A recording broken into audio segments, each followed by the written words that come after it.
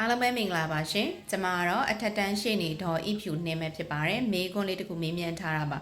ဘလို့သက်သေတွေနဲ့တရားစွဲလို့ရလဲဆရာမတဲ့ဖောက်ပြန်တာကိုတဲ့ဒီမေးခွန်းလေးဖြေကြားပေးရမယ်ဆိုလို့ရှိရင်ဖောက်ပြန်တယ်ဆိုတာလေဖောက်ပြန်တယ်ဆိုတဲ့နေရာမှာဥပမာပေါ့နော်စာနဲ့တော့၎င်းဒီနှုတ်နဲ့တော့၎င်းဒါမျိုးတွေတရားဝင်ဒီလက်ထပ်ထားတယ်ပေါ့နော်အိမ်အောင်တည်မြဲနေပါလျက်နဲ့အဲ့ဒီအမျိုးသားတော်၎င်းအမျိုးသမီးတော်၎င်းနောက်ထပ်အိမ်အောင်ထပ်ပြူတာမျိုးမဟုတ်ဘဲနဲ့စာအရပေါ့နော်ဥမာ easily လောက်တာမျိုးဒါမျိုးတွေပြီးသွားတဲ့အခါမှာ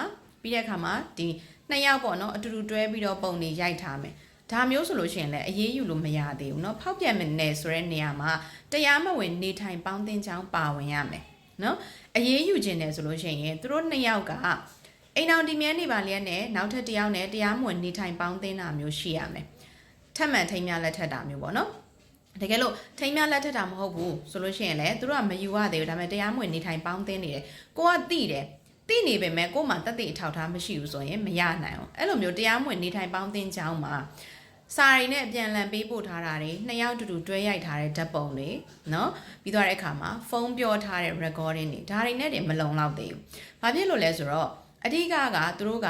ဒီတရားမဝင်နေထိုင်ပေါင်းသင်းကြောင်းပေါ်ပေါက်ဖို့ဥပမာအိမ်ငားနေတယ်ဆိုလို့ရှိရင်သူတို့ညဧည့်စင်းတိုင်ထားတာရှိရမယ်เนาะပြီးသွားတဲ့အခါမှာတကယ်လို့ဟိုတယ်တွေတဲခိုခန်းတွေဒါမျိုးတွေကိုတွားမယ်ဆိုလို့ရှိရင်လည်းအဲ့ဒီမှာသူတို့ရဲ့ list တွေရှိမယ်ပြီးသွားတဲ့အခါမှာဓာတ်ပုံတွေ video file တွေရှိမယ်ဆိုလို့ရှိရင်တော့ဒါတက်တဲ့ခိုင်လုံတဲ့တက်တဲ့အထောက်ထားတွေပေါ့နော်အဲ့လိုမျိုးအထောက်ထားတွေရှိမှသာဒီလိုဖောက်ပြန်ခြင်းကိုပေါ့နော်တရားမဝင်နေထိုင်ပေါင်းသင်းကြောင်းပေါ်ပေါက်မှသာအရေးယူလို့ရမှာဖြစ်ပါတယ်လို့ဖြေကြားပေးလိုက်ပါတယ်ရှင်